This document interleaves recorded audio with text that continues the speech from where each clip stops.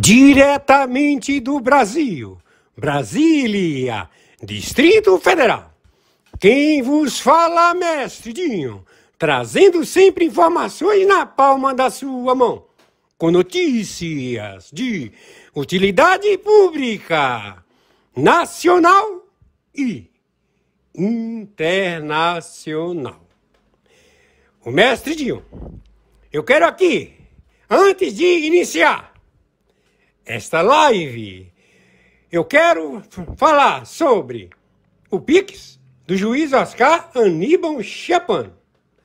Pix, Oscar Aníbal Chapan, @gmail.com. Repito, Oscar Aníbal Chapan, @gmail.com. Está na descrição desse vídeo. Quem vos fala, mestre Dinho? Esse canal é um correspondente diretamente para todos os patriotas da direita e conservador.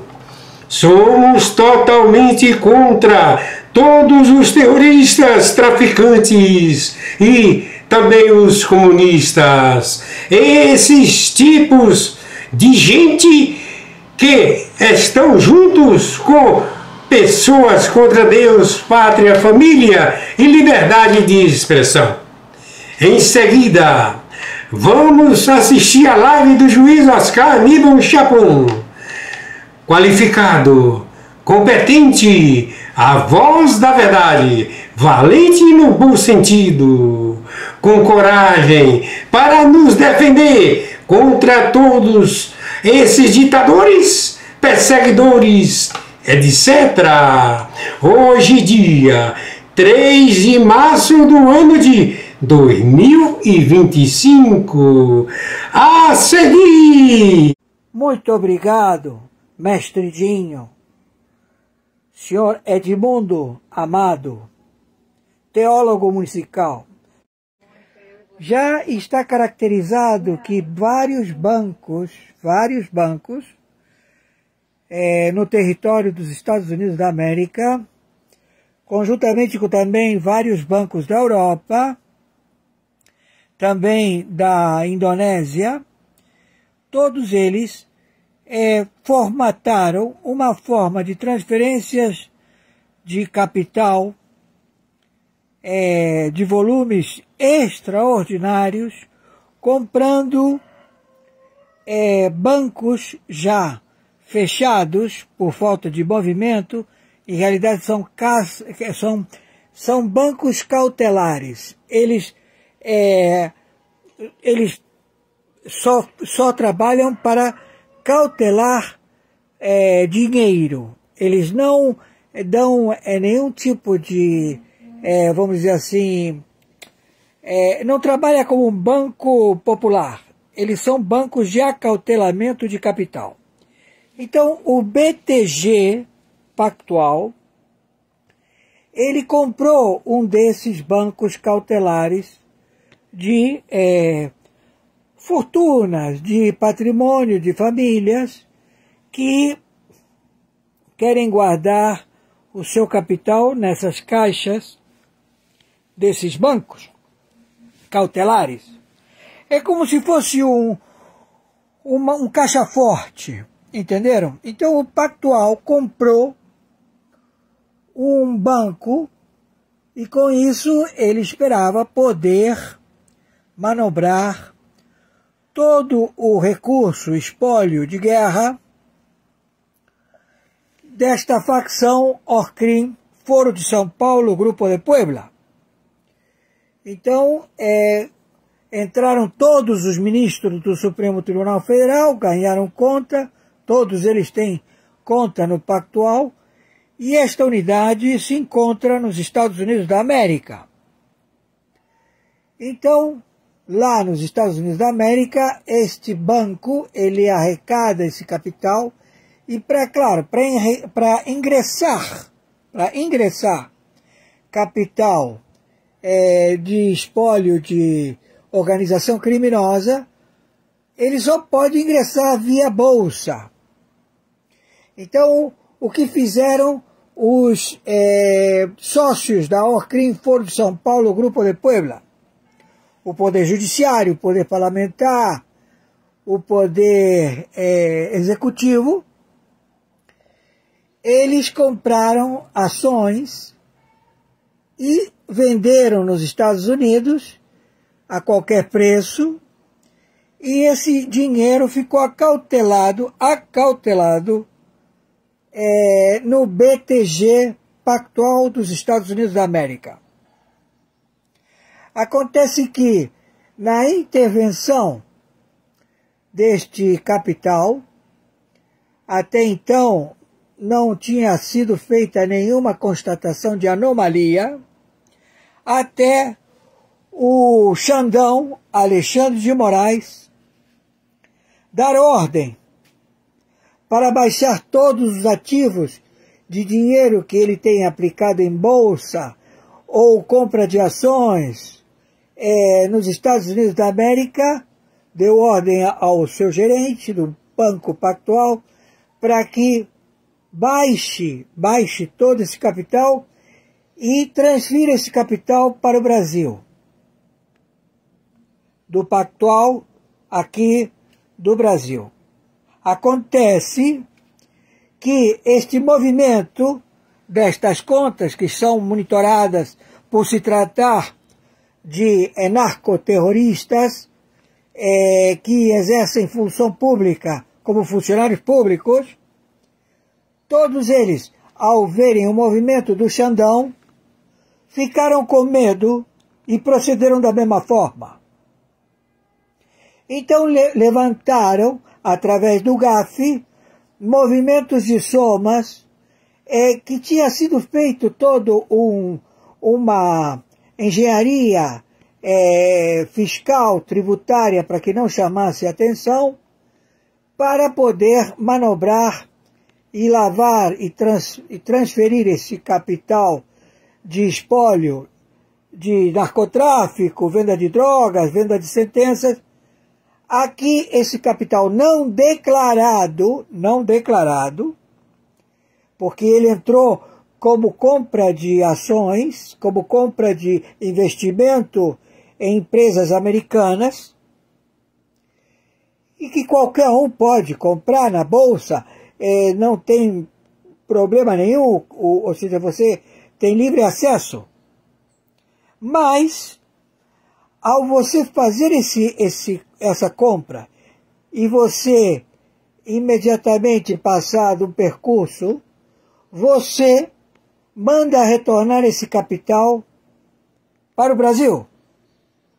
Ou seja, tira o dinheiro, baixa de tudo os ativos que estão aplicados nos Estados Unidos e retorna para o Brasil. Acontece que o Pactual, que se encontra nos Estados Unidos da América, ele procede a operacionalizar com um banco que não leva o nome do Pactual e que esse dinheiro era cautelado. E esse banco estava fechado e ele comprou a razão social do banco, o Pactual. Então, essa movimentação demonstra que efetivamente a prova do capital, do espólio, de venda de sentenças, tráfico de drogas, compra e venda de armas, contrabando de armamentos, também de agronegócio, commodities, todo tipo de contrabando que eles praticam. Então, fazem com que a intervenção proceda o mais rápido possível. Eles tentaram negociar para que eles não fossem presos, ou seja, tentaram fazer uma negociação para que fosse prolongado vamos dizer assim, através de a cariação de provas, ou seja, você tem que ter não somente o crime, mas você tem que saber o porquê, para que você cometeu esse crime, né? O que te motivou, o que te levou, o fato, ato e circunstância a cometer esse crime. O crime foi feito, mas você tem que dar início, meio e fim à denúncia. Então a denúncia foi protocolada pelo próprio Alexandre de Moraes e pelo Pleno da Corte do Supremo Tribunal Federal, como também membros do Senado, da Câmara de Deputados, partidos políticos, também empresários, todos com conta no Pactual e que procederam à interdição. Então, o Banco Pactual está em suspeição. Então, você correntista do Banco Pactual sabe que o banco ele está em suspeição. Não somente o Pactual, porque era tudo feito através do Bradesco, em tribulações de bancos, são 4 bancos, em que eles cobram um spread de movimentação para transladar numerário de um para com o outro. Ou seja, são operações de cabo. Você tem esse capital lá fora, você disponibiliza esse capital para fazer a lavagem do dinheiro. Então, não chama a suspeita porque não acusa o volume que foi transferido de uma conta para outra, mas você não sabe quem era até então o proprietário desse espólio de extorsão, de venda de sentença, de tráfico de drogas, de contrabando processado quando a ordem é dada pelo Xandão e por todos aqueles que ficaram sabendo de que o Xandão estava repatriando o capital escondido nos Estados Unidos da América. Fudeu com o Pactual. Entenderam? Então, estamos procedendo de imediato com as prisões do Pleno da Corte do Supremo Tribunal Federal. Estamos procedendo de imediato com a prisão desse facsímil, desse impostor, desse amotinado, que se faz chamar Luiz Inácio Lula da Silva, que as impressões digitais dele e o DNA não batem. Então, nós estamos já, vamos dizer assim, com 97% das atividades administrativas de processamento para captura e também para, vamos dizer assim, recursos a estabelecer tomadas de decisão. Eles até então, eles estavam a fim de negociar, a declarar a realidade dos fatos, atos e circunstâncias que colocam a fraude no Tribunal Superior Eleitoral. Eles falaram que eles não sabiam, que eles tinham por testemunha que a parafernália dos computadores que foram adquiridos sem licitação e que o login ele é manipulado, que compraram esse computador e esse computador ele procedeu ao default das urnas das eleições que levaram o cassado por 8 anos pelo Tribunal Superior Eleitoral a concorrer a qualquer cargo público, Luiz Inácio Lula da Silva. Até então, foi também anulado o procedimento de julgamento que foi procedido e que, numa ação monocrática,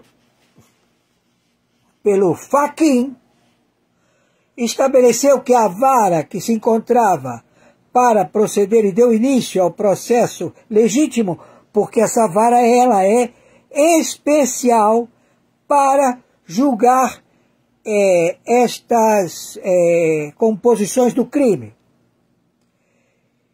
Tem em Curitiba, tem uma que foi essa que procedeu, tem outras em Brasília e depois não temos mais nenhuma, só temos duas.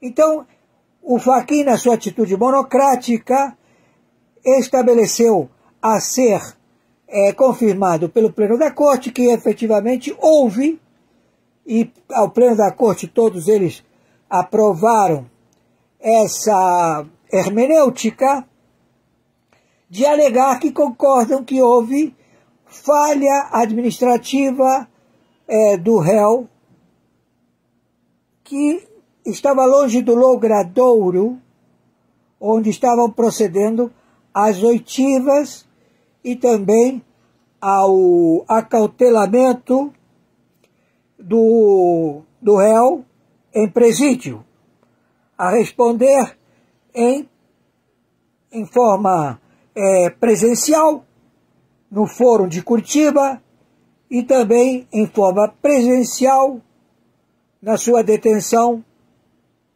no cárcere da Polícia Federal em Curitiba. Então, eles colocaram que para a abertura de uma nova vara, alegando que a vara de Brasília ela tinha sido descaracterizada e que não tinha mais essa função. Então, teriam que abrir uma nova vara para poder formatar novas provas para serem processados todos os julgamentos que foram realizados contra este impostor, ladrão, genocida, narcotraficante, terrorista, curador da Fundação Yasser Arafat, do Fatah, da OLP, de comando da capital, Comando Vermelho, tudo já com provas irrefutáveis. Então, nenhum juiz se habilitou, procederam a processar os juízes, desembargadores, juízes. Teve uma juíza suplente do Moro que perdeu a sua criança, ou seja, ela abortou, ela estava grávida e perdeu a criança devido ao torpor, às ameaças que ela sofreu perante esta organização criminosa formatada pelo Supremo Tribunal Federal. Então, estes crimes, eles foram alegados que para a espera para abrir uma nova vara, a que fosse perto do logradouro do impostor que se faz chamar Luiz Inácio Lula da Silva, ele pudesse se locomover ou estivesse perto do seu acautelamento. Então eles alegaram que houve um erro administrativo que suspendeu, por ser já um indivíduo de 79 anos, em que ele teria a prescrição da sua contabilidade de crimes que processaram acima de 400 anos de cadeia e que levariam com mais crimes sendo processados agora de genocídio em massa e também de terrorismo, lavagem de dinheiro, não é? E o crime principal em tempo de guerra, traição à pátria. Então este indivíduo, Luiz Inácio Lula da Silva, com o seu grupo, organização, Foro de São Paulo, Grupo de Puebla, todos eles foram estabelecidos para, vamos dizer assim, colocar em liberdade um procedimento de roubo, descaminho, eles chamam aqui no Brasil descaminho. No common law é roubo. Então, na dosimetria da pena a ser cumprida por Luiz Inácio Lula da Silva, prescreveria fazer formatações de novas provas, de transferir de uma vara para outra, criaram uma vara especializada que só tem duas, e uma fechou, e que a de Curitiba continua aberta. Então, foi visto que realmente é uma organização criminosa. Falta o espólio, que todo o espólio retornou aos réus que pagaram, fizeram delação premiada, confessaram dinheiro não contabilizado, entregaram o erário e tiveram as suas penas, vamos dizer assim, acauteladas ao entendimento. Reuniram todos eles na localidade de Petrópolis, ou seja, todos os réus que se encontravam nos processos, com sua dosimetria a ser computarizada de novo, porque eles procederam através de delação premiada, entregando o espólio do roubo, que ficou acautelado pela vara de Curitiba, e que eles, simplesmente todos eles foram vizinhos um do outro na localidade de Petrópolis. Então, toda esta armação, todo este conluio, todo este procedimento, hoje cai por terra. Então, devemos dizer a todos aqueles que procederam a pedir o reembolso, do seu dinheiro, porque, claro, o cara foi sentenciado num processo que o réu principal, o chefe da quadrilha, da organização criminosa, perdão, não existe mais quadrilha, agora é organização criminosa, Luiz Inácio Lula da Silva, procedeu ao roubo, ao descaminho, e, claro, ao ele estar solto, a entrega do espólio de delação premiada de todos que requisitaram a devolução da sua delação premiada, não pensavam de que tinha uma vara que já tinha andado nas investigações e estabelecido danos a terceiros, que é o caso do Tribunal Internacional dos Estados Unidos, do Brooklyn. Então, aquele que pediu que o Toffoli mandou entregar todo o capital para os réus, os coadjuvantes, né? A sociedade, a cleptocracia com Luiz Inácio Lula da Silva, eles não se imaginavam que agora vão para as grades de novo. Vão ser presos e vai ter uma pena acrescida na sua contabilidade da dosimetria a ser cumprida. Então, o que nós podemos dizer a vocês que praticaram crimes e que retornaram à vida pública, a Odebrecht agora se chama Nova Honor.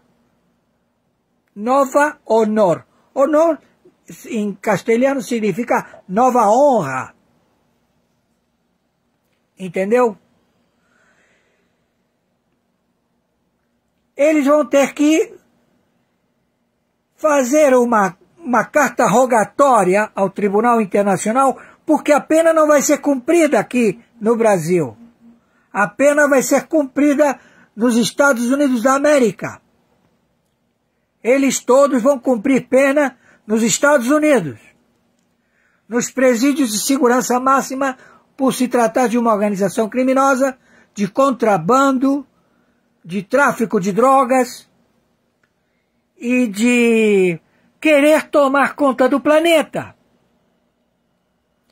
Então, a situação desta organização criminosa já nos mandou a Interpol a efetivamente proceder com a DEA e com 60 agências de inteligência aqui no território da República Federativa do Brasil, estabelecer a formatação das capturas destes elementos para serem levados para os Estados Unidos da América.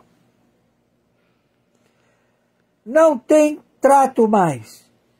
Então, o que eles queriam negociar para não ser presos, devido à intenção do Xandão, à intenção de todo o pleno da corte, todo aquele que tem conta no Pactual, no Banco BTG Pactual, chamou vamos dizer assim, o flagrante de que esse indivíduo tem dinheiro acautelado nos Estados Unidos da América, onde o Tribunal Internacional exerce a sua jurisprudência. Então, ao ele mandar tirar todo o dinheiro que está aplicado nos Estados Unidos, levantou tanto aonde está aplicado, qual é o dolo, qual é o conluio, qual é a amizade, de que forma esse sujeito chegou para lavar o dinheiro na Bolsa de Valores, nas corretoras, nos bancos americanos. Então o crime, ele toma uma dosimetria maior, porque tem mais agregados ao processo.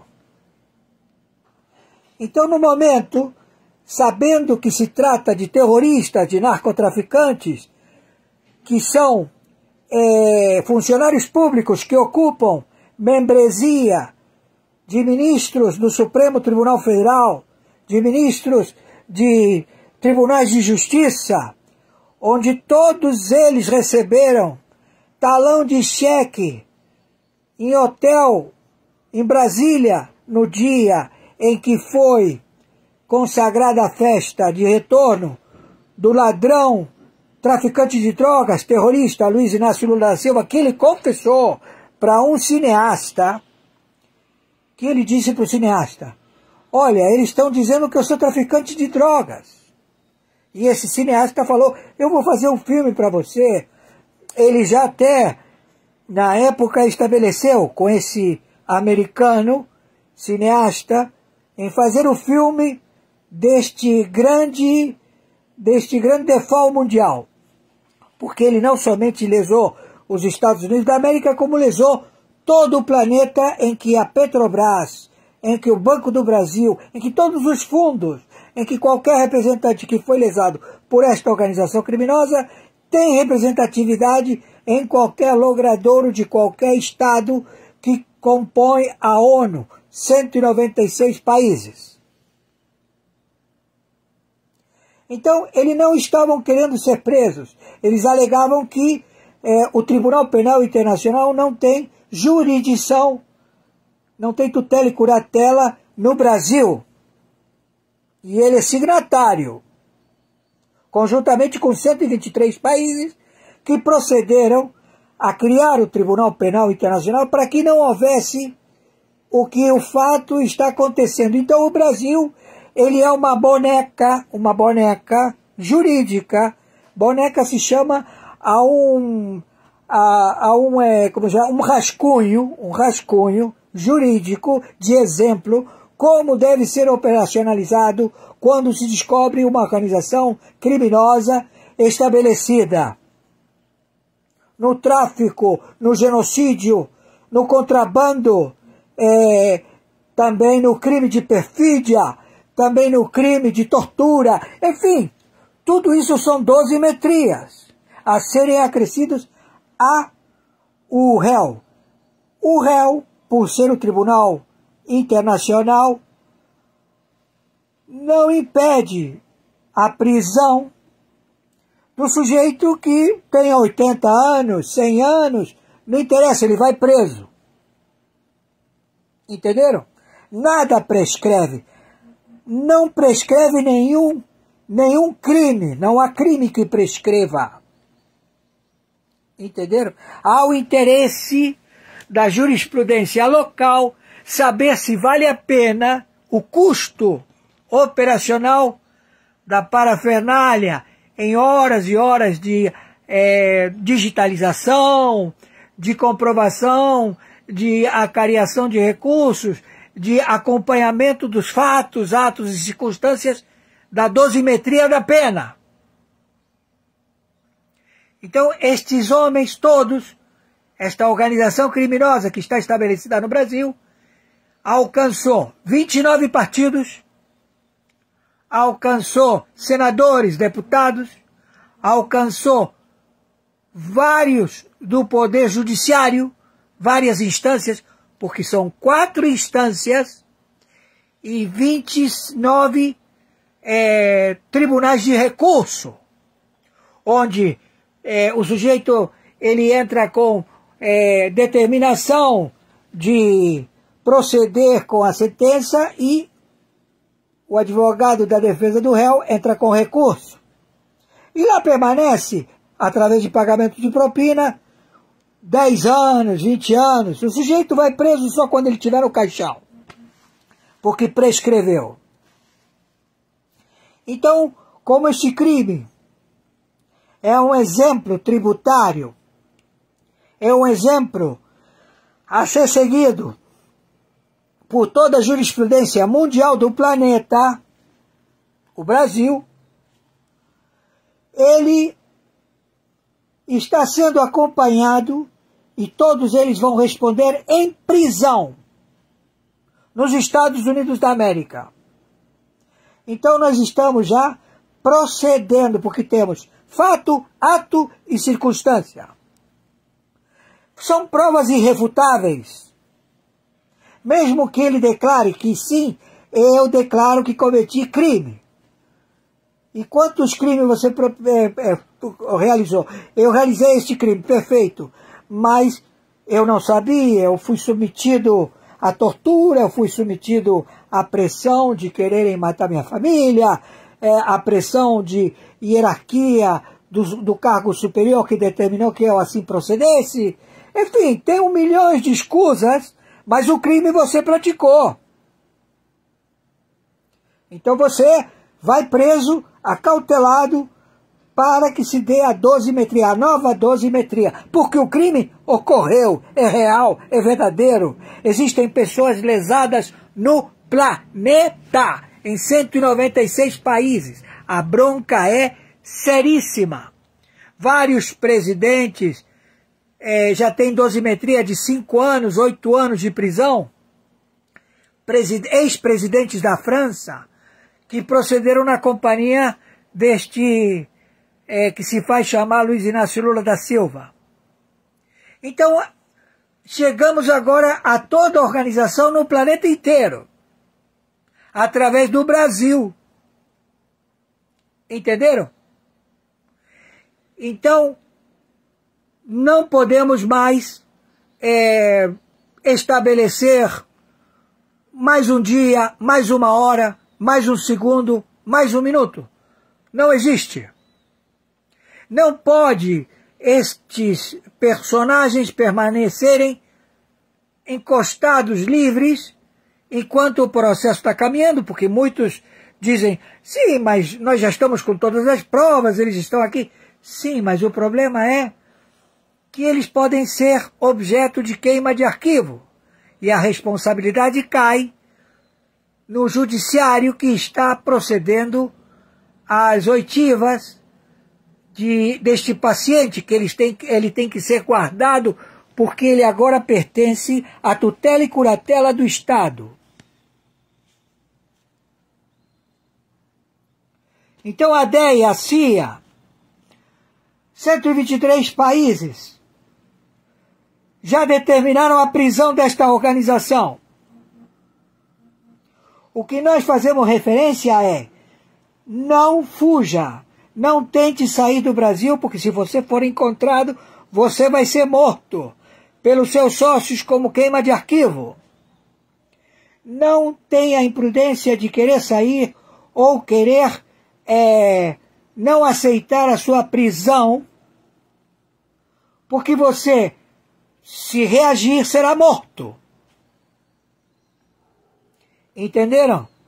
Então agora ele está procedendo de uma forma vil, de uma forma de conluio com as organizações do narcotráfico, com os mercenários do narcotráfico, numa reunião do PCC e do CV, para que acabe com a disputa de território em todos os 26 países e no Distrito Federal, 26 estados do Brasil e no Distrito Federal. 22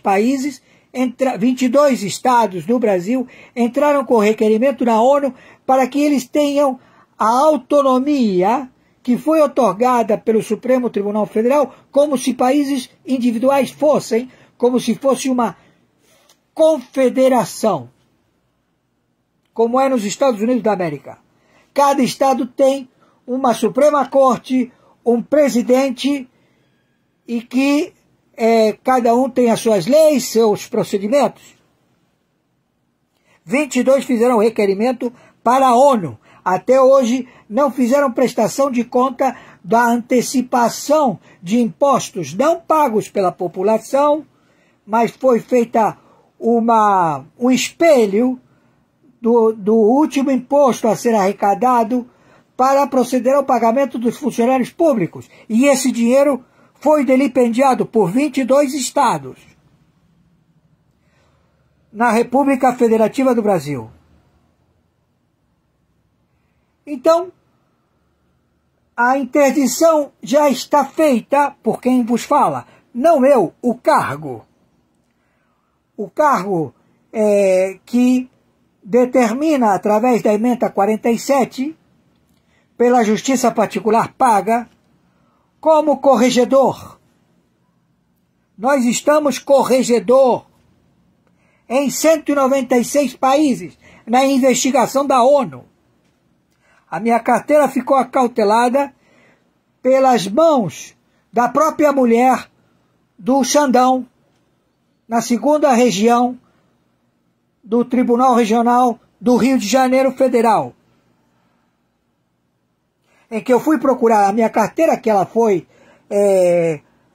acautelada pelo delegado em Bangu, em que eu fui liberar mais de 30 defuntos que estavam apodrecendo à intempérie, e que eu determinei que primeiro liberassem os corpos para que fossem sepultados, porque a amante do dono da empresa que faz a funerária, né?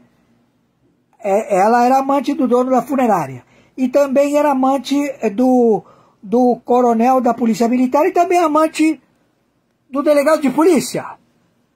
Então eu fui lá e eles me acautelaram a minha carteira. Entrei em contato com o Tribunal de Justiça do Rio de Janeiro, entrei em contato com Brasília e eles disseram: é muito importante essa carteira para o senhor? Não, para mim não é importante. Quem não precisa de identificação levar em cima. Ao contrário, é um risco que se corre. Porque o que você está nos anais da história, baixo outorga de 123 países, assinado cartorialmente em 123 nações. Homologado pelo Tribunal Penal Internacional, homologado pelo Tribunal Internacional, homologado pelo Supremo Tribunal Mundial. É muita comprovação de quem está falando, eu não preciso convencer ninguém. Entenderam? Então estes filhos de uma puta estão fazendo reunião no presídio com o CV e com o PCC, não para acabar a matança de disputa de território deles, não. Para eles se unirem contra os sicários mexicanos, contra a LN, contra as Farc, contra a Bolívia, contra o Paraguai, contra o Uruguai, porque todos eles praticam o narcotráfico. No Uruguai, você dirá, mas está legalizadas as drogas? Sim, mas o THC, que é, vamos dizer, a escala de torpor dessa substância narcótica, eles querem muito alto. E, claro, as autoridades, elas permitem o plantio para, vamos dizer assim, deixar o sujeito tranquilo e não eufórico. Então, eles procedem ao contrabando. Com a Bélgica, com a Holanda, com a Irlanda, com a Inglaterra, muita gente metida. Então o Brasil vai servir de exemplo. Não é, torno a repetir, uma atitude de representantes administrativos de gestão pública do Executivo dos Estados Unidos.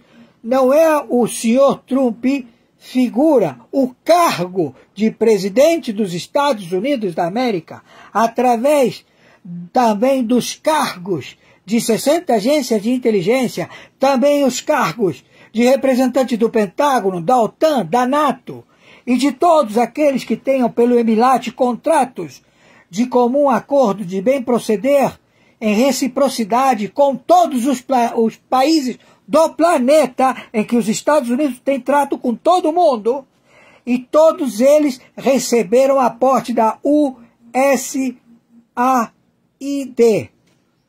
a USAID, que é o que estabeleceu o default da administração dos democratas. Eles limparam o cofre e criaram uma guerra para roubar, onde descobriram mais de 100 trilhões, mas eles até agora não têm contabilizado, tem o fato, mas não tem o ato e não tem a circunstância. Eles têm o fato. Quanto foi descoberto? De cara, 100 bilhões. 100 bem de bola, 100 bilhões de dólares. Mas a realidade são 100 trilhões que desapareceram, ou seja, não chegou até a Ucrânia e também saiu dos Estados Unidos. E também há pessoas que pagaram também esse aporte, 100 bilhões de dólares. A França, a Alemanha, a Inglaterra, então, e esse dinheiro não chegou. Então aí está envolvida a von der Leyen, está envolvida a Merkel, está envolvidos vários presidentes, representantes. E claro, o maior ladrão deles todos, que é um bucaneiro, é pirata, o rei da Inglaterra, falou, eu vou sair daqui porque vai dar merda. E eu vou ser culpado, eu sou o único que tem dinheiro. Então a Inglaterra se mandou. Entenderam? E agora eles estão desesperados lá, porque todas as armas que eles detêm, toda a tecnologia europeia, asiática, não tem a tecnologia dos Estados Unidos da América. São todos obsoletos. Não levantam do chão. Na hora que você vai engatilhar para dar um tiro, a bomba explode na tua mão. Quando você quer colocar o avião a voar, o avião cai. Entenderam? Então, o administrador executivo dos Estados Unidos da América, que é o senhor Trump, ele está procedendo determinação de fatos, atos e circunstâncias de crimes comprovados. E ele não se corrompe, porque ele não pode corromper o Pentágono, não pode corromper a NATO, não pode corromper a OTAN. Já foram corrompidos. Todos eles já receberam propina. Então a casa caiu geral. Então todos eles lá dizem, e agora? O que nós vamos fazer? Nós vamos ter que ajudar a que a Rússia não invada. Por que a Rússia vai invadir? Porque eles tomaram dinheiro da Rússia. Dinheiro em bancos na Europa, acautelados lá, foram confiscados por todos eles. Então, a Rússia está no direito de proceder a procurar o dinheiro que foi roubado no continente europeu. E declarou guerra. E a guerra envolvendo toda essa capacidade de ladrões, de cleptocracia, do clube da ONU, formatou a Terceira Guerra Mundial, onde ameaças de jogar bombinha levaram aqui o Khamenei, que é defunto, que também é um impostor, ele e os ayatollahs, que não são muçulmanos, não são iranianos, não são persas, são charlatães, matadores de ventre muçulmano, com xenofobia contra as mulheres, porque todos eles são homossexuais.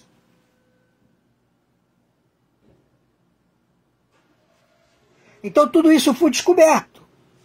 Tudo descoberto. Então, maiores informações, entraremos em contato. Conforme determinação, meu Pix de sobrevivência é meu e-mail do Google.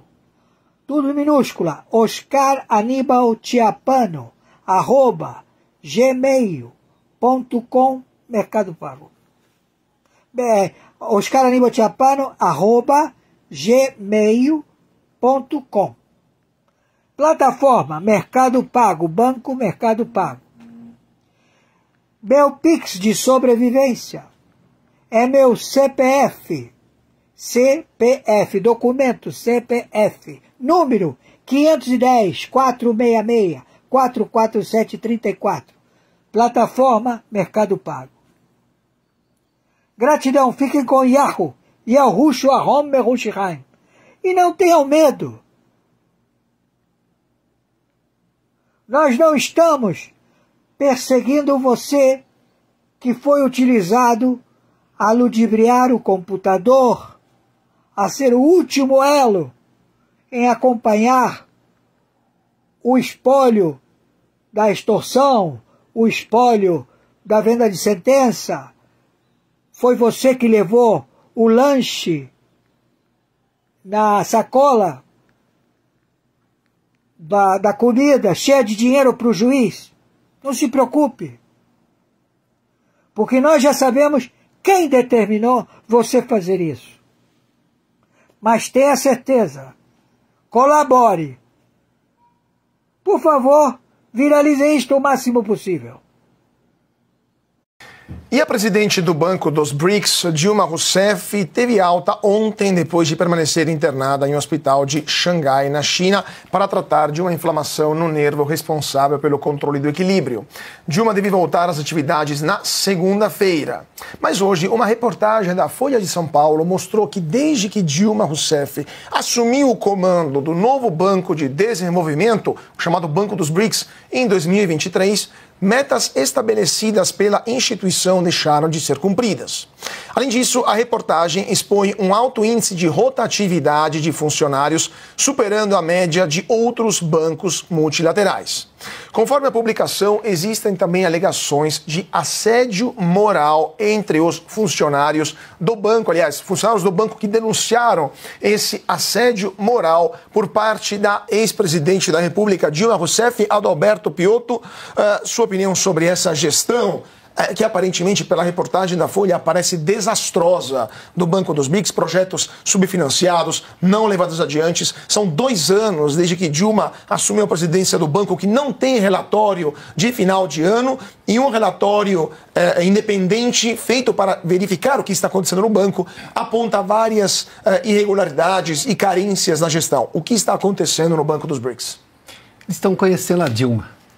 Essas críticas todas que estão sendo feitas, parte delas foram feitas pelo diretor da Índia, um dos donos do banco, em que ele diz o seguinte: apenas 20% da meta de concessão de crédito do banco foi atingida. O Banco do BRICS é um banco de desenvolvimento, né? É o novo Banco de Desenvolvimento, para você ter uma ideia. Nas operações não soberanas, ou seja, 10,7% diante de uma meta de 30%. Sabe aquela coisa, não vamos ter uma meta, dobra a meta, está bem pior do que isso. Apenas um projeto, 4% do total, foi cofinanciado, a meta era de 20%. A nomeação, a indicação por parte do governo brasileiro, e a Dilma Rousseff foi colocada lá para substituir ninguém menos do que Marcos Trujillo, que em várias entrevistas, quando era o presidente, destilou os números, todos os projetos que estavam acontecendo. Foi uma indicação do presidente Lula. O presidente Lula, quando indica para o Supremo, foi o Flávio Dino e o advogado dele. Estamos vendo o resultado. Para o Banco do BRICS, foi a Dilma Rousseff, que foi empichada no Brasil por pedalada fiscal. e que trouxe ao país, o legado da Dilma foi a maior crise econômica da história brasileira, a maior recessão em 2015 e 2016. Qual é o critério para nomear a Dilma a presidente do Banco dos BRICS? Bom, meramente político, à vontade do Lula, que a gente sabe qual é. Veja o resultado. Os parceiros de BRICS estão conhecendo agora Dilma Rousseff. Os brasileiros já conheciam e não querem de volta. Eu tenho aqui na minha mão os gastos que o nosso país tem do PIB com o Poder Judiciário. Vocês têm noção de quanto do PIB? É 1,3% do PIB brasileiro é gasto com o Poder Judiciário. 1,3% do PIB corresponde a 53 bilhões de reais. Todo mundo acha isso muito natural. Mas sabe quanto que outros países gastam? Vou ler alguns só, alguns poucos. Alemanha, 0,2%. Portugal, 0,2%. Chile, 0,2%. Colômbia, 0,1%. Itália, 0,17%. Estados Unidos, 0,10%. Eu ouvi de um ministro do Supremo outro dia, presidente do Supremo, ex-presidente do Supremo, ex-presidente do TSE, e ele me disse, foi criado o Conselho Nacional de Justiça para ter 60 funcionários. Tem 1.300 atualmente. Certamente com os maiores salários desse país. Teto, acima do teto. Nós estamos numa marcha da insensatez, gente. E todo mundo bate palma. Qual é o estímulo que nós damos para quem está querendo entrar na faculdade? Fazer direito. Todo carinho e respeito ao advogado. Advogado vive do problema dos outros. Só vive de problema. Tem que ter problema. Então nós estamos fazendo escolhas. Escolhas perigosas. E todo mundo nesse marasmo que entramos na sociedade, todo mundo está achando que está tudo certinho. Agora vai ficar bom.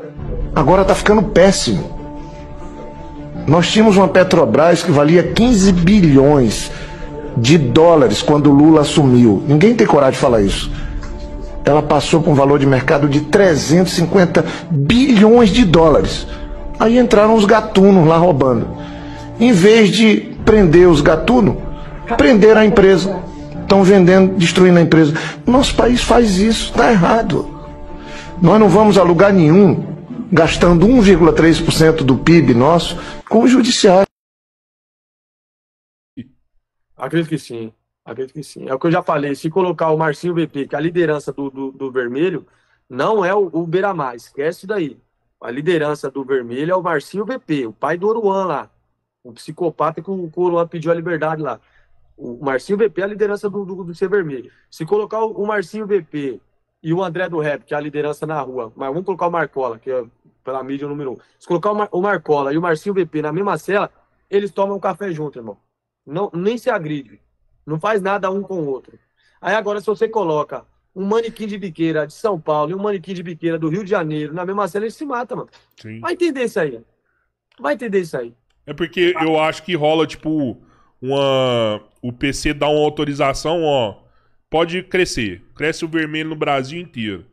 E a hora que tiver dominado, os caras sentam lá, conversa e compram, ó, vem cá, agora eu vou te comprar, a gente vai virar um só. Ou agora, ó, vem cá, você vai se juntar a nós. Que é o que falta pra, né? Se isso acontece, dominou o país inteiro, né? Dominou. Pode ser isso, o PC pode estar usando os vermelhos para dominar os estados para ele e depois só negociar. Negociar. Que falei, mano, o PC tem muito mais grana do que o vermelho, não tem? O PC tem muito mais grana. Muito mais, né? Mas os vermelhos tem muita tática de guerrilha e treinamento militar que o PC não tem. Não, isso é comprado. Então, não, isso é comprado. Então, por isso que é interessante deixar o comando vermelho fazer a batalha. Isso. E depois você só diminui. É mais fácil. Caramba, você dá uma lâmpada aqui agora. Ah, Luiz, que eu não tinha pensado nisso, mano. E é real mesmo. Né? Eu tô tentando entender por que o PC tá recuando tanto nos estados. Recuando bastante. Uhum. Não tá mais se envolvendo nesse negócio aí, não. De verdade, Alagoas não tem mais nada do PC lá. É tudo vermelho. Paraíba, Manaus, o Rio Grande do Sul, tudo. Tem umas facas lá que fala que é aliada do PC, mas não é nada. Entendeu? O PC, a única aliança de sangue que ele tinha era com o BDM. O que é isso, aliança de sangue? Um exemplo. Se tira a vida de um BDM, o PC vai lá cobrar. Entendeu? Certo. Aliança de sangue, é isso aí. Sim. Hoje em dia o PC não tem aliança de sangue com nenhuma Com faca. ninguém. Tem aliança com os manos, mas não é de sangue. Tipo, se pegou um mano lá, os manos que se vira lá. Entendeu? Os caras só tem espaço no nosso território, nós no deles, mas nós não mata, não morre por eles também, entendeu? O PC já não tem mais essa aliança com ninguém. Com ninguém. O C vermelho tem. Adivinha com quem? Com quem? O PGC. Pode crer, o que tá O PGC. crescendo agora. O que tá crescendo. Se você tirar a vida de um PGC, o CV cobra. E vice-versa. Entendeu a pegada? Sim, sim. É uma parada muito louca que tá acontecendo, irmão. Você não tem noção do que tá acontecendo. Esse negócio de PGC aí tá crescendo, irmão, de um jeito que daqui um ano você vai falar, pô, o Frank veio aqui e falou, e olha agora, a mídia só fala de PGC, só dá PGC nas matérias. É uma faca que os caras, eles foram fundados em Santa Catarina, né? E eles expandiu já no Sul, entendeu?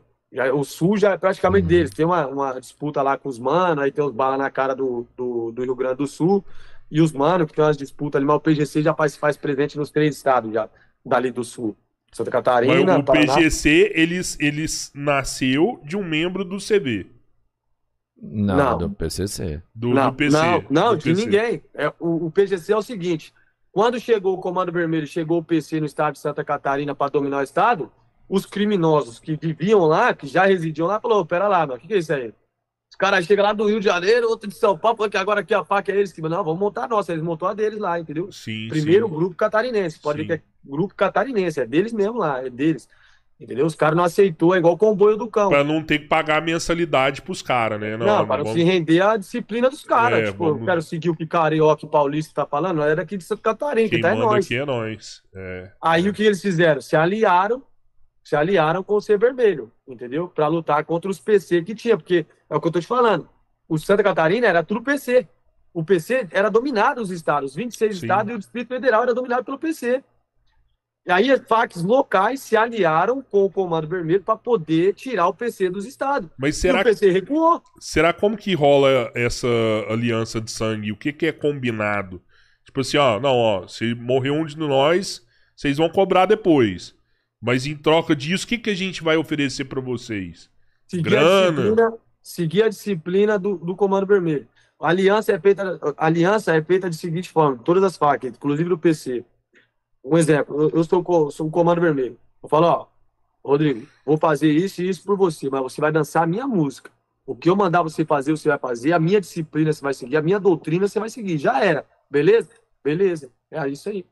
Entendi. Aí se os caras do Vermelho vai lá e mandam, ó, preciso de 10 PGC aqui, 10 integrantes do PGC aqui no Rio para dar um apoio aqui no morro aqui, que nós tá em confronto aqui com os caras. Manda Os caras vai na hora.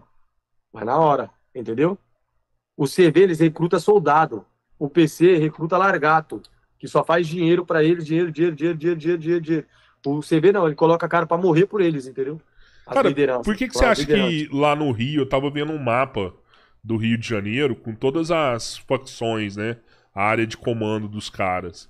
E ainda existem algumas áreas neutras no Rio de Janeiro, que nenhuma facção tomou conta de lá. Porque o Rio, ele é todo tomado, né? Ali tem, tipo, 90% do Rio é tomado por facção e 10% é neutro. Por que tem essas áreas neutras ainda? Você tem A geografia não permite colocar um tráfico ali, não permite, a geografia do local. É a única explicação que tem. Não vale a pena. Não vale. É igual em São Paulo, se você perguntar, pô, o PC tem mais dinheiro que o C Vermelho. Por que ele não tem o mesmo tanto de armamento, o mesmo número de armamento que o C Vermelho tem? Porque a geografia de São Paulo não permite. Entendeu? Não permite. São Paulo não permite ter um cara andar na rua com a K-47. A rota, a Baep, os caras vão pra dentro. Confronto. A geografia não permite.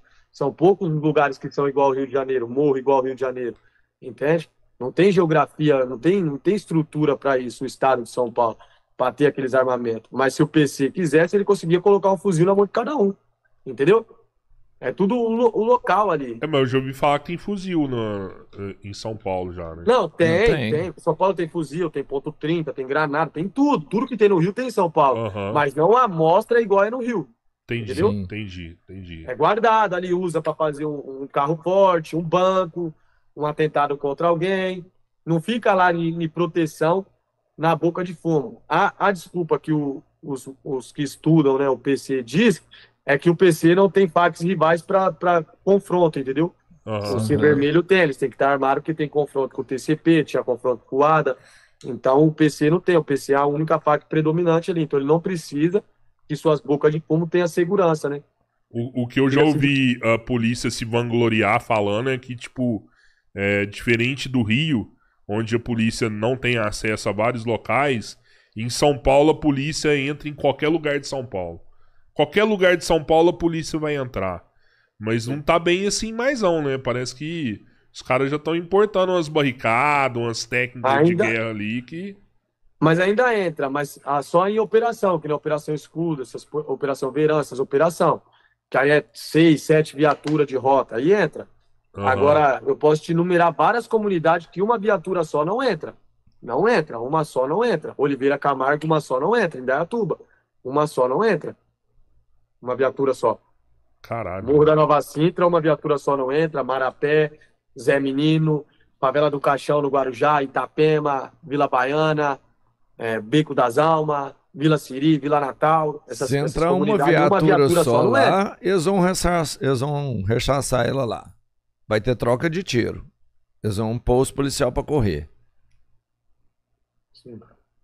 Em São Paulo. Se entrar o primeiro tiro, a polícia vai ter que voltar para trás. Porque o cara tá com um fuzil, a polícia tá com a .40, mano. Tô falando viatura, uma viatura ali. A viatura pequena, o cara não entra. Não entra. Mas ainda entra assim, em todas as comunidades a polícia entra. Se entra em operação, entra. Mas a Baixada Santista tá dificultando. A Vila Siri e a Vila Natal não entra. Uma viatura só de força tática não entra. Entendi. Com 4 polícias sozinho não entra lá. Se entrar, vai ser na bala. Ô Frank, o Osmorfeus aqui, ele falou que o PCC está nas maiores hierarquias da Ele perguntou. O PCC está nas maiores hierarquias da sociedade? Por exemplo, juízes, advogados, políticos, delegados, promotores e etc. Para mim, o mais organizado é o PC. Sim. Ele mandou um superchat aqui, né, de R$5 aqui e perguntou isso, se ela tá na mais alta hierarquia. Sim, tá. O PC se faz presente em todos os setores. Juiz, promotor, delegado, hospital. Se você vê, a grande mídia é obrigada a reportar isso. Entendeu? Que eles colocaram delator do PC. O cara tava delatando, era a Polícia Civil, o Denark e o Bake. Entendeu? Era delator do PC mesmo, né? APC, entendeu? Polícia Civil, entendeu? Pô, mas você acha que eles estão em hospital também, cara? Colocaram um C a mais lá, entendeu? Colocaram um C a mais na matéria lá, mano. Não tem como. Não tem como. Os caras vai todo lado, mano. Ô, Frank, você acha que eles estão em hospital também, cara? Tá, a ponto de levar um cara que tomou uma bala, vai lá e remove a bala do cara e não faz nada, não chama a polícia. Como se fosse, sei lá, no Rio de Janeiro os caras montam clínica clandestina na favela, né? Os caras tomam um tiro ali, pra não precisar descer pra um hospital, eles vão lá e operam o cara lá em cima, lá, né? Lá em São Paulo, você acha que tem esse esquema de, baleou o cara ali, vai lá e tira do cara e leva o cara embora? Irmão, lógico que tem, irmão. Até dentro do presídio, você não viu não que os caras queriam fazer a botox no Marcola lá dentro? Você não viu? O Gaquinha falou agora. Ele fazer um procedimento nele ali? Até lá, filho. Entendeu? O Marcola ia fazer botox lá, cara. Tô te falando, irmão. Se você pegar o contrato lá do Meia Folha, o meliante que partiu lá na Baixada Santista, lá ele tinha o contrato com a prefeitura do Guarujá, se eu não tô equivocado, ou de Santos, dentro do hospital, pô. Numa empresa de limpeza terceirizada dentro do hospital, pô.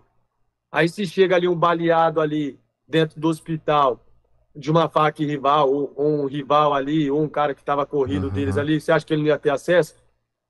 Os caras tá dentro do hospital, os caras tá dentro de tudo, mano. Os caras tá pra todo lado, por isso que eu falo, volta a repetir, eu tô vivo aqui por Deus, mano, não tem como.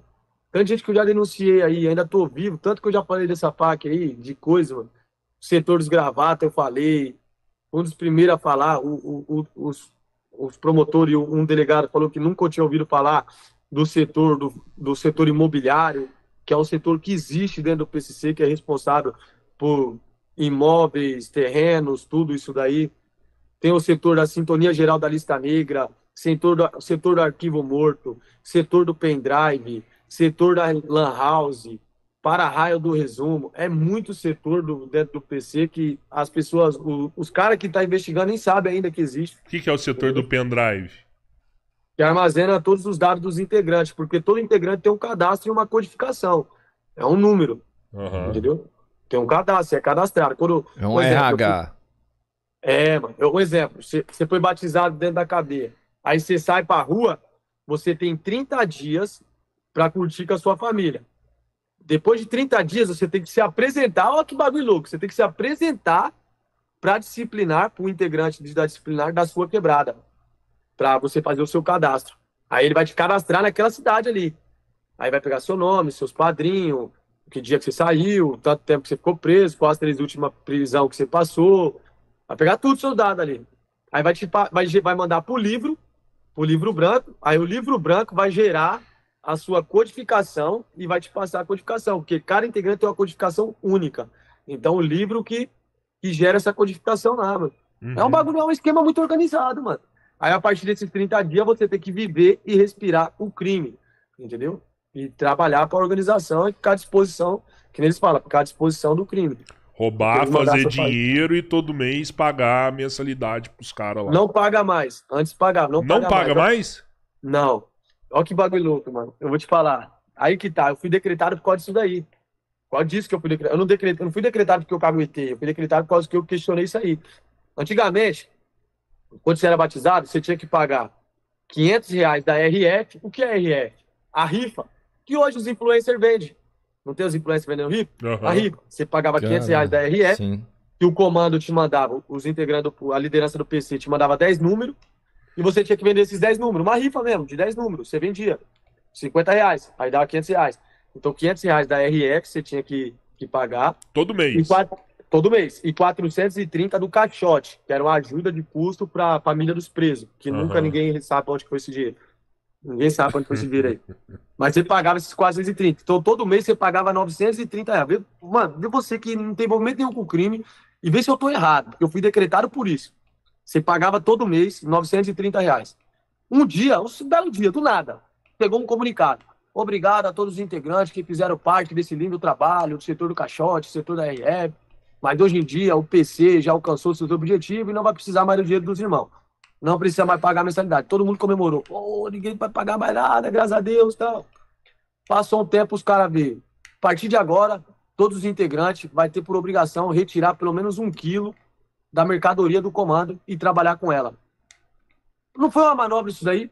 Porque aí nós deixamos de pagar 930, que era obrigatório, porque se não pagasse 3 vezes, você era excluído, dependendo de tomar até um pau, para ter que vender a mercadoria dos caras. Então, ao invés de mandar R$930 para os caras, nós mandava 10 mil, 12 mil reais, 1.000, e assim vai. Entendeu? Pô, aí eu questionei isso aí, eu falei pro... Questionei não, né? Falei pro outro integrante, eu falei, irmão, os caras fizeram uma manobra com nós, ó. Sintonia final aí, entrou na nossa mente aí, falando que não precisava pagar agora com esse negócio de setor de progresso, setor do óleo, setor do Bob, setor da pura aí, né? Pegar essas drogas velhas aí, tem que ver. Falei desse jeito, pegar essas drogas velhas. Né? Piorou, né? Pegar essa droga velha que ninguém compra, aí tem que vender pros caras aí, né? Sai fora. Aí quando eu fui pedir pra sair, os caras lembrou isso daí. Aí eu falei, o irmão deve estar descontente porque o irmão falou isso, isso e isso. Aí o cara, pô, você falou isso aí no comando, você falou que o comando fez manobra. Aí os caras se apegou nisso daí. Então prova que o PC fez manobra. Como que eu vou provar uma merda dessa, mano? Eu falei, irmão, o que eu falei foi isso aí. Se isso daí não serve como prova, eu não tenho como provar, irmão. Aí foi onde que eu fui decretado por calúnia, mano. Calúnia e difamação do comando. Afronta, né, o comando. Aí eu fui decretado. E até hoje mano, o cara tem que pegar a droga pra vender lá? Mano, tem que isso pegar. Isso ainda rola. Rola e é mó droga velha. Eles pegam, tipo, o resto das cargas que sobra dos químicos lá, eles mandam pros integrantes vender, mano. Droga velha, maconha velha, pó velho, tudo velho. Tudo droga velha, que não tem venda, não tem, infelizmente tem que falar isso aí, tem que falar a verdade. Não tem qualidade pra ser vendido, entendeu? O usuário compra e fala, não volta mais, fala, não quer mais essa miséria não, sai fora. Tá vendendo farinha de trigo pra mim aí, ô comédia? A verdade é essa é a verdade. E o PC faz isso até hoje, mano. E os integrantes ficam aí, ó, vendendo essa mercadoria velha do comando. Tem um monte de integrante do PC que passa fome, irmão. eu na internet que desmistifiquei, acho que é a palavra certa. Muita gente que pensava que o integrante do PC recebia salário, pensava que o integrante do PC, o PC te dava dinheiro, te dava carro. Não dá nada, você que dá pra eles, mano. Você paga, o integrante do PC, ele paga pra ser bandido.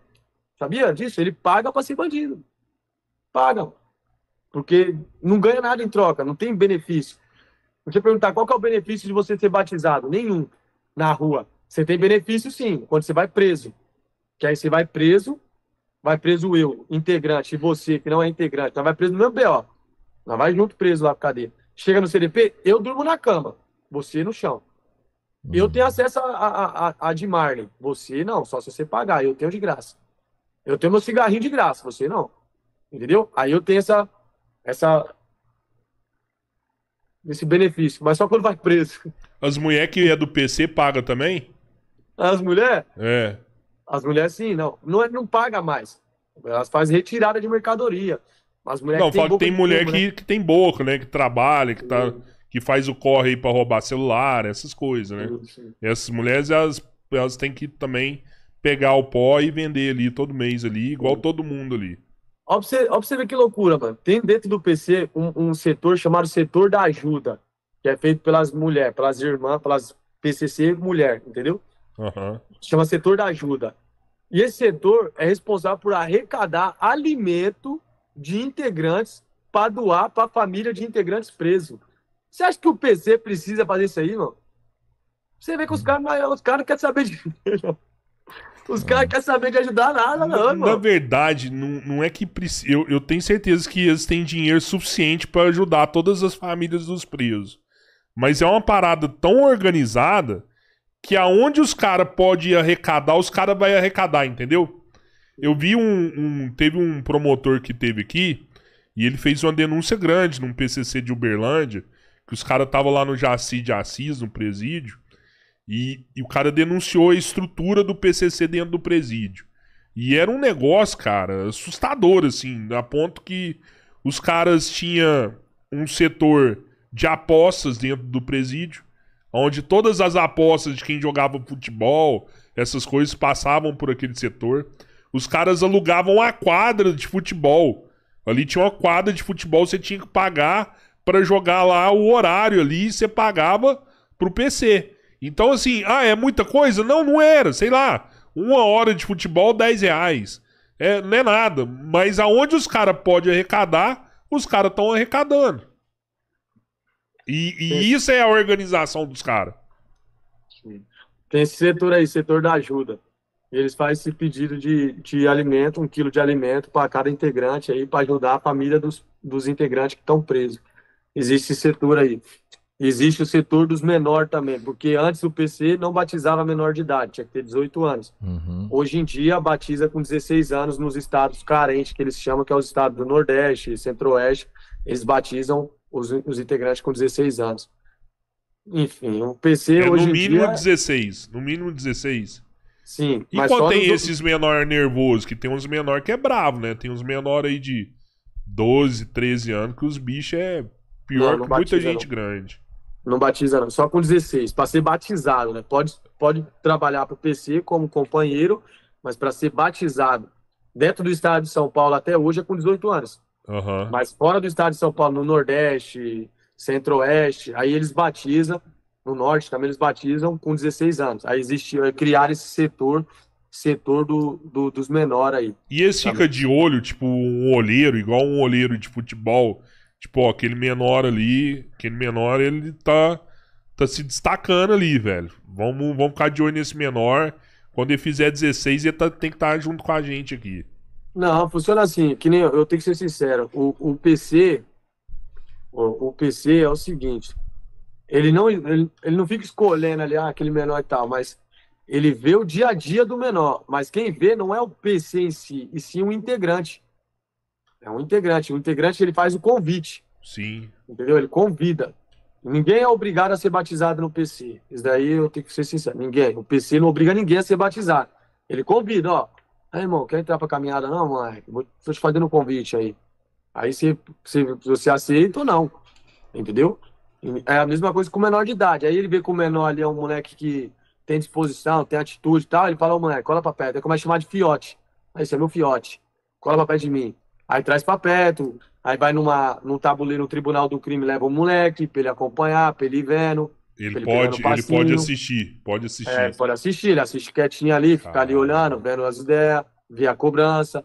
Aí tem uma questão que exige um pouco de responsabilidade, por exemplo, levar um dinheiro de uma cidade para outra, coloca o moleque, leva aí, moleque, vamos ver. Aí o moleque leva certinho, aí ele vai lapidando o moleque segundo a vontade dele, entendeu? Uhum. Aí na hora que ele vê que o moleque tá apto e tem a idade, ele faz o convite. O moleque já tá ali vivendo aquilo ali todo dia, fala, qual que é a diferença? Agora a diferença é que agora eu vou ser batizado, já tô fazendo tudo que eu tenho que fazer com os caras. Você já tem consciência de tudo. Depois que você é batizado, você fica sabendo de alguma coisa que você não sabia antes?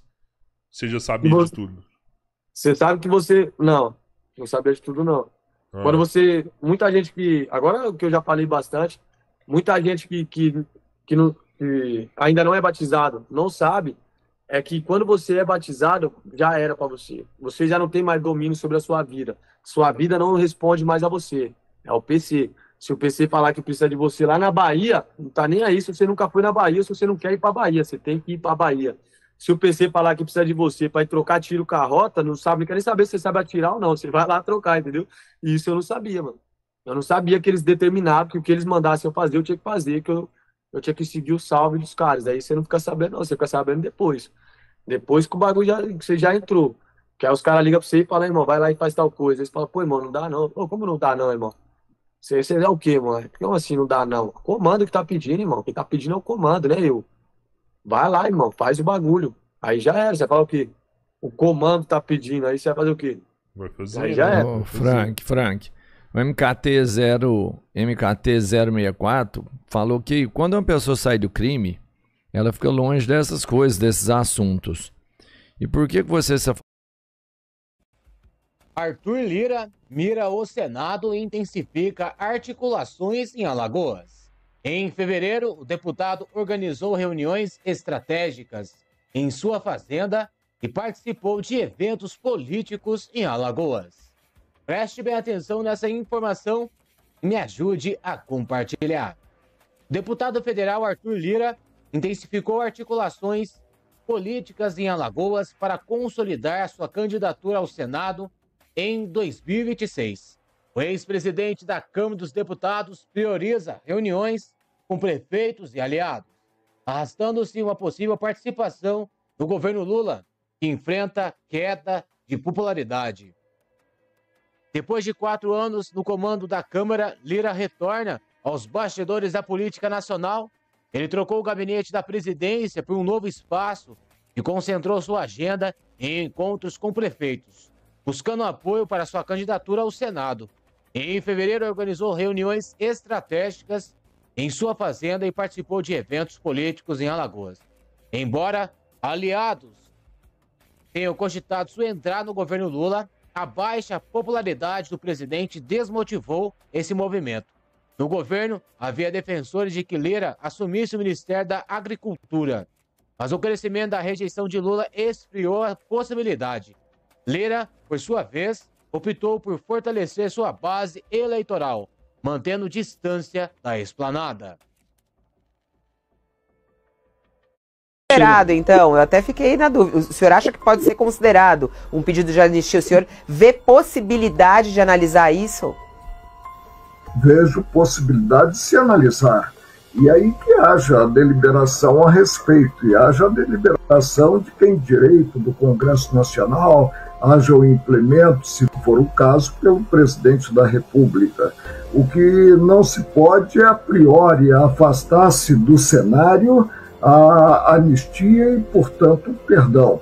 Claro que, de certa forma, a sociedade às vezes busca o próprio sangue, né? Mas não é isso que se coaduna com o direito.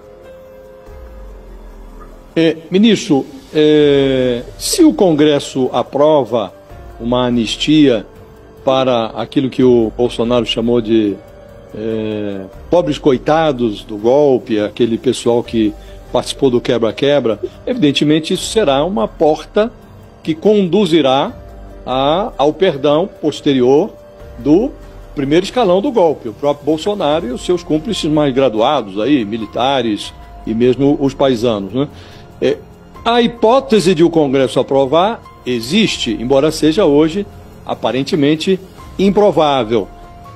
Parece que o precedente invocado pelos seus ex-colegas de Supremo, que falam que, no caso Daniel Silveira, estabeleceu-se uma jurisprudência que sinalizaria a inviabilidade de anistiar crimes contra a democracia, parece precário esse argumento, porque já tivemos anistia no Brasil, aliás, estamos aí para comemorar os 60 anos do golpe, e houve uma anistia ampla, geral e restrita, neste caso específico, né, que agora o Dias Toffoli até prometeu para o Instituto Vladimir Herzog promover uma audiência pública para rediscutir a lei da anistia.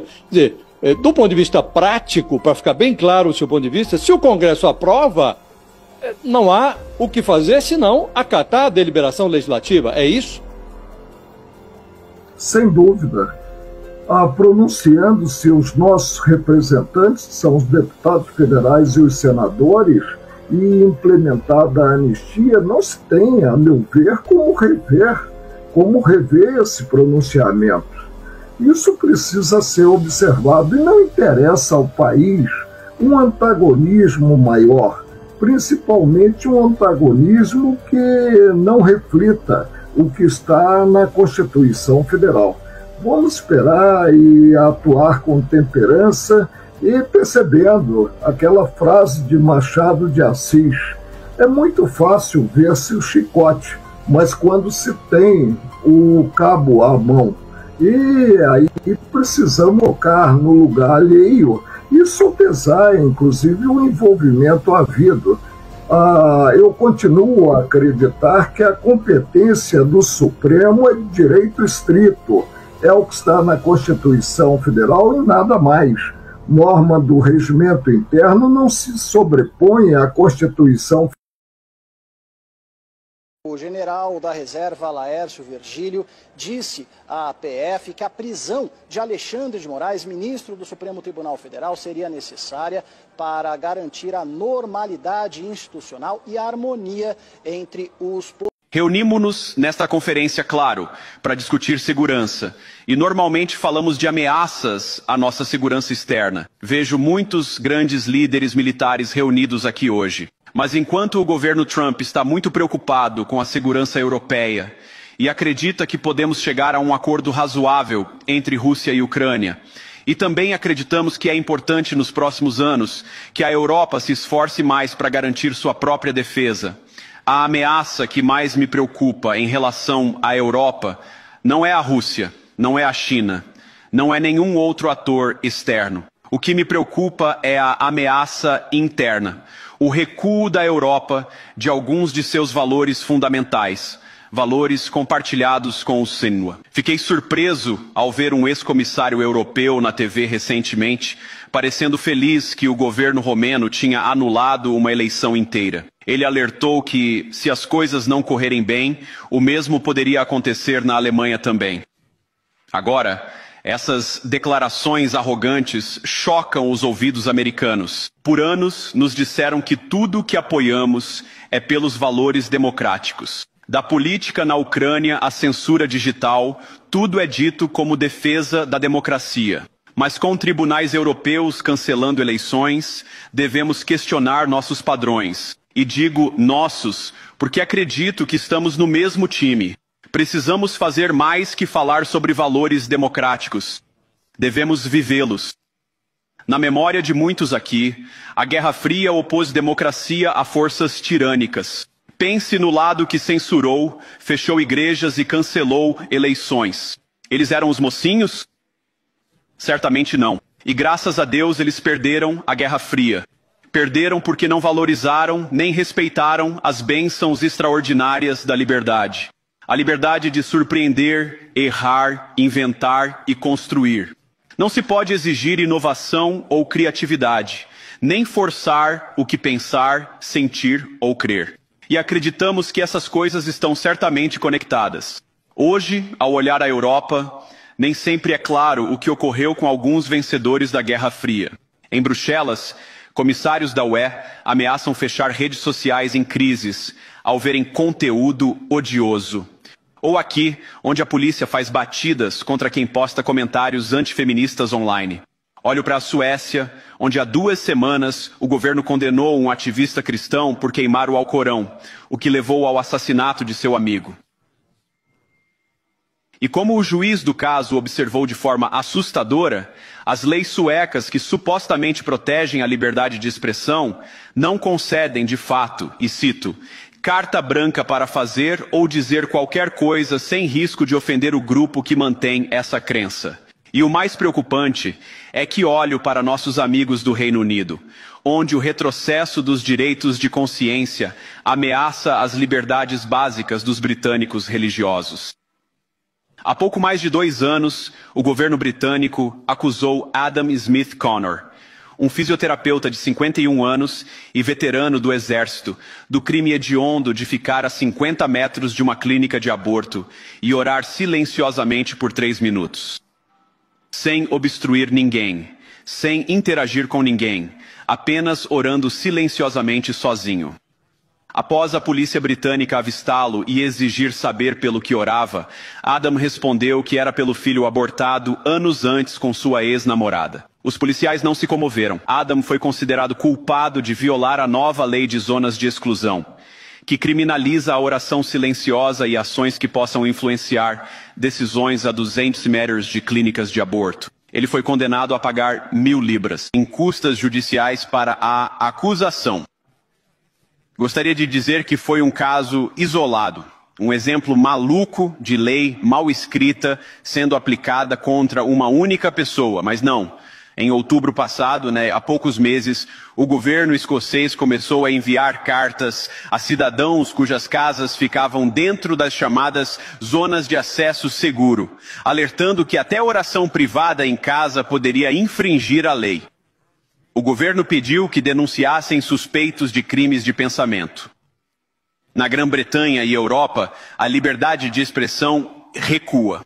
No interesse da comédia, meus amigos, mas também no interesse da verdade, admito que às vezes as vozes mais altas pela censura não vêm da Europa, mas do meu próprio país, onde o governo anterior ameaçou e intimidou empresas de mídia social para censurar a chamada desinformação.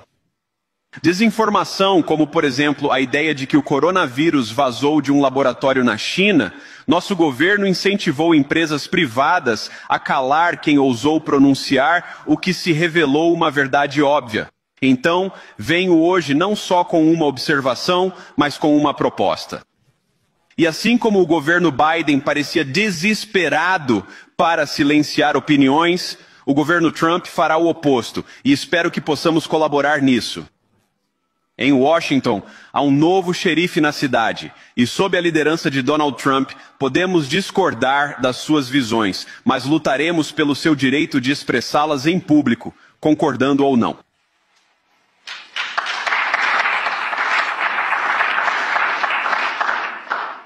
Agora chegamos ao ponto em que a situação ficou tão grave que, em dezembro, a Romênia anulou uma eleição presidencial, baseada em suspeitas frágeis de uma agência de inteligência e pressão enorme dos vizinhos continentais. Pelo que entendi, o argumento era que a desinformação russa tinha infectado as eleições romenas. Mas eu pediria aos meus amigos europeus que tenham alguma perspectiva. Podem achar errado a Rússia comprar anúncios nas redes sociais para influenciar eleições. Nós certamente achamos. Podem até condenar isso no cenário mundial. Mas se sua democracia pode ser destruída com alguns milhares de euros em anúncios digitais, ela já não era muito forte. A boa notícia é que acho que suas democracias são bem menos frágeis do que muitos temem. E acredito que permitir que os cidadãos se expressem livremente as tornará ainda mais fortes. Isso nos traz de volta a Munique, onde os organizadores baniram políticos populistas desta conferência. Bem, de novo, não precisamos concordar com tudo ou nada que as pessoas dizem. Mas quando líderes políticos representam um eleitorado importante, cabe a nós, ao menos, dialogar com eles. Para muitos do outro lado do Atlântico, parece que velhos interesses se escondem atrás de termos soviéticos como desinformação. Eles não gostam que alguém com visão diferente opine, vote de outra forma ou, pior, vença uma eleição. Esta é uma conferência de segurança e imagino que vieram preparados para discutir o aumento dos gastos com defesa nos próximos anos. Isso é ótimo, pois Trump deixou claro que acredita que os europeus devem ter um papel maior no futuro do continente. Ouve-se o termo partilha de encargos, mas cremos ser crucial numa aliança que os europeus se envolvam enquanto os EU focam áreas do mundo em grande perigo. Mas pergunto, como pensar em questões orçamentárias se nem sabemos o que estamos a defender em primeiro lugar? Já ouvi muito nas minhas conversas e tive muitas ótimas discussões com várias pessoas aqui presentes nesta sala. Ouvi bastante sobre do que precisam se defender e claro que isso é importante. Um pouco menos claro para mim, e certamente para muitos europeus, é o que exatamente vocês estão defendendo. Qual é a visão positiva que motiva esse pacto de segurança compartilhada que todos julgamos tão importante? Acredito que não há segurança se tememos as vozes, opiniões e a consciência que guiam nosso próprio povo. A Europa enfrenta desafios, mas a crise atual, que acredito que enfrentamos juntos, é uma que nós mesmos criamos. Se você tem medo dos seus próprios eleitores, não há nada que a América possa fazer por você, nem que você possa fazer pelo povo americano que me elegeu e elegeu o presidente Trump. Vocês precisam de mandatos democráticos para realizar algo de valor nos próximos anos. Não aprendemos nada? Mandatos fracos geram resultados instáveis, mas há muito de valor que pode ser realizado com o tipo de mandato democrático que acredito virá de ser mais responsivo às vozes dos seus cidadãos. Se quiser ter economias competitivas, se quiser desfrutar de energia acessível e cadeias de suprimentos seguras, precisa de mandatos para governar, pois tem que fazer escolhas difíceis para ter tudo isso, e claro, sabemos disso muito bem nos Estados Unidos. Não se ganha um mandato democrático censurando oponentes ou prendendo-os, seja o líder da oposição, um cristão humilde orando em casa ou um jornalista tentando noticiar. Nem se ganha ignorando o eleitorado básico em questões como quem faz parte da nossa sociedade. De todos os desafios urgentes que as nações aqui representadas enfrentam, creio que nada é mais urgente que a migração em massa. Hoje, quase 1 em cada 5 pessoas vivendo neste país veio do exterior. Isso é, sem dúvida, um recorde histórico. É um número parecido, aliás, nos EROAS também um recorde histórico. O número de imigrantes na UE de países não UE dobrou só de 2021 a 2022 e, claro, subiu muito desde então. E sabemos que a situação não surgiu do nada. É fruto de decisões conscientes de políticos do continente e do mundo ao longo de uma década. Vimos os horrores causados por essas decisões ontem, aqui mesmo nesta cidade. E não posso falar disso sem lembrar das vítimas que tiveram um belo dia de inverno em Munique arruinado. Nossos pensamentos e orações estão e permanecerão com eles. Mas por que isso aconteceu, afinal? É uma história terrível, mas uma que ouvimos demais na Europa e, infelizmente, nos Equador também. Um jovem requerente de asilo, já conhecido da polícia, atropela uma multidão e destrói uma comunidade. Quantas vezes sofreremos esses terríveis reveses antes de mudar de rumo e levar nossa civilização a uma nova direção? Nenhum eleitor deste continente votou para abrir as portas a milhões de imigrantes sem controle. Mas sabe no que eles votaram? Na Inglaterra votaram pelo Brexit. Concordando ou não, eles votaram. E cada vez mais na Europa votam em líderes que prometem acabar com a migração descontrolada. Eu concordo com muitas dessas preocupações, mas você não precisa concordar comigo. Acho que as pessoas se importam com seus lares, sonhos, segurança e capacidade de sustentar a si e aos filhos. E são inteligentes. Creio que isso é uma das lições mais importantes que aprendi em meu breve tempo na política. Ao contrário do que se ouve em Davos, os cidadãos das nossas nações não se veem como animais educados ou peças intercambiáveis numa economia global. E não surpreende que não queiram ser manipulados ou ignorados pelos seus líderes. É função da democracia resolver estas grandes questões nas urnas. Acredito que ignorar as pessoas, suas preocupações, ou pior, calar a mídia, impedir eleições ou excluir do processo político não protege nada. Na verdade, é a forma mais certa de destruir a democracia. E falar e expressar opiniões não é interferir nas eleições. Mesmo quando pessoas opinam fora do seu país, e mesmo quando são muito influentes. E com humor, se a democracia do EUA aguentou 10 anos de Greta, vocês aguentam meses de Elon Musk. Mas o que nenhuma democracia americana, alemã ou europeia sobreviverá é dizer a milhões de eleitores que suas preocupações, aspirações, seus pedidos de alívio são inválidos ou indignos de consideração. A democracia se baseia no princípio sagrado de que a voz do povo importa. Não há espaço para barreiras. Ou você defende o princípio ou não. Os europeus, o povo, têm voz. Os líderes europeus têm uma escolha. E acredito firmemente que não precisamos temer o futuro. Você pode aceitar o que seu povo diz, mesmo quando surpreende, mesmo quando discorda. Se fizer isso, pode encarar o futuro com certeza e confiança, sabendo que a nação apoia cada um de vocês. E isso, para mim, é a grande magia da democracia. Não está nesses prédios de pedra ou hotéis luxuosos. Nem mesmo nas grandes instituições que construímos juntos como sociedade.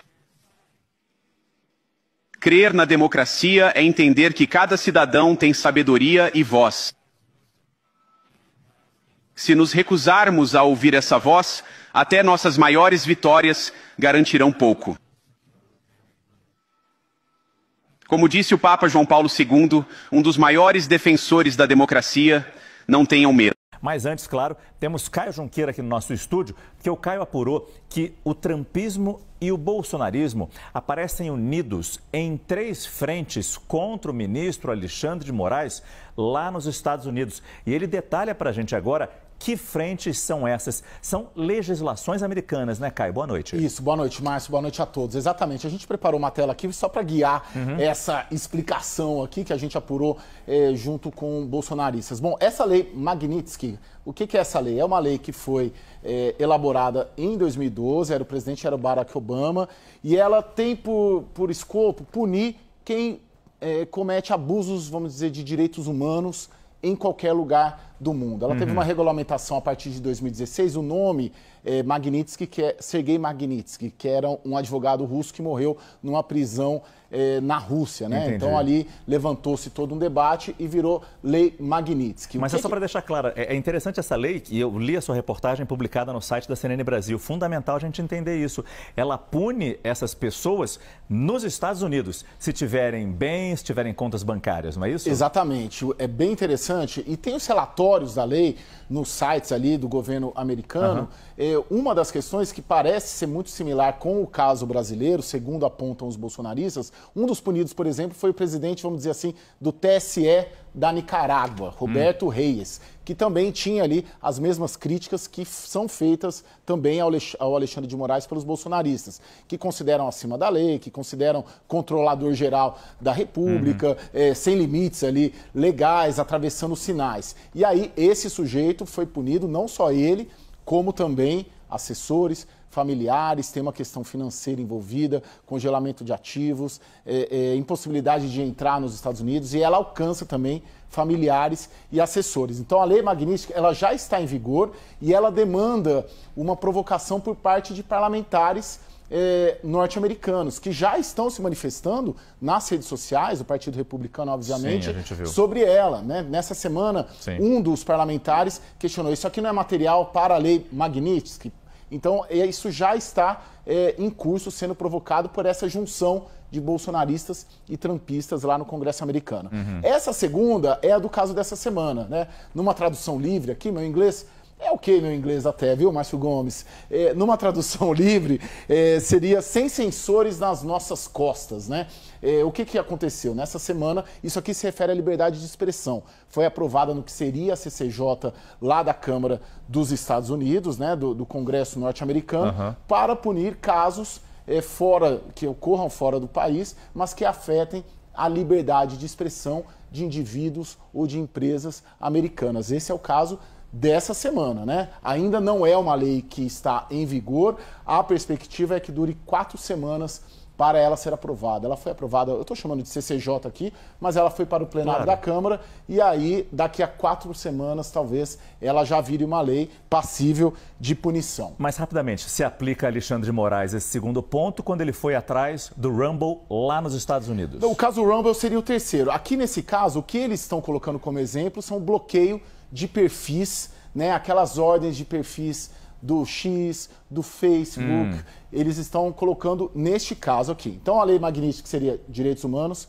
aqui liberdade de expressão, e aqui a FCPA, né, que seria uma lei para práticas corruptas no exterior. Essa lei, ela já existe. Neste mês, o Trump suspendeu ela por 180 dias para fazer um ajuste, então ela está suspensa, mas o caso Rumble, aí, para te responder, está tendo como uma tese isso daqui. Empresas brasileiras já foram alvo aqui da Lava Jato. Odebrecht, Petrobras já foram alvo disso daqui, que acaba tendo uma morte financeira dos acusados e dos envolvidos. O que os trumpistas e bolsonaristas estão fazendo?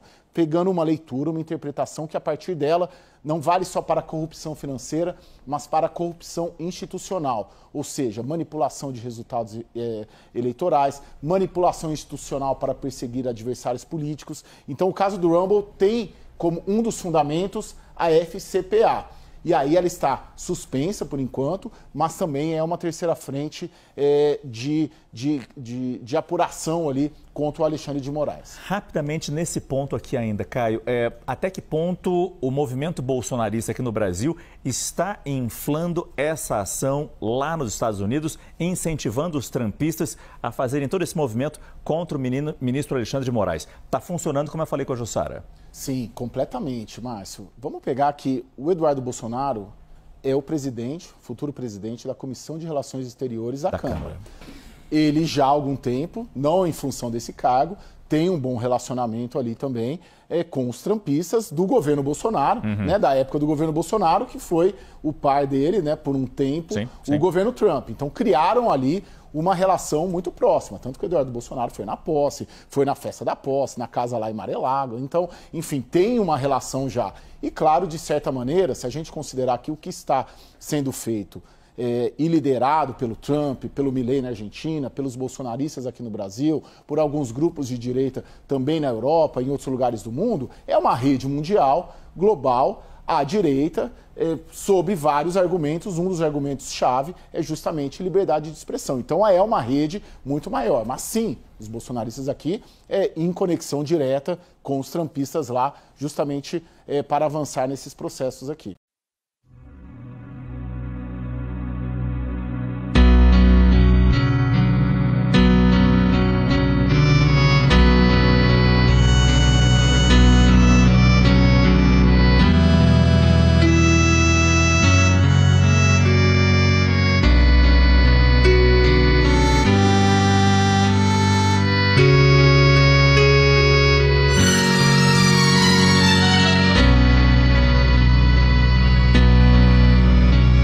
Pai nosso que estás nos céus, santificado seja o teu nome, venha o teu reino, seja feita a tua vontade, assim na terra como no céu. O pão nosso de cada dia nos dá hoje, perdoa perdoa-nos as nossas dívidas, assim como nós perdoamos aos nossos devedores.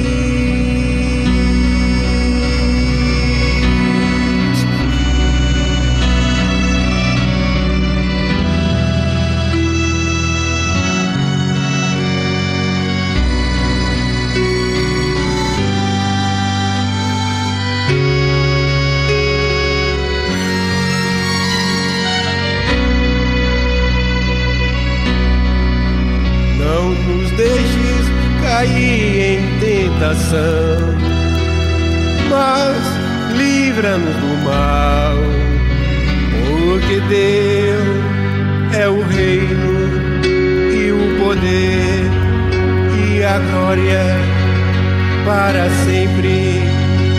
Amém.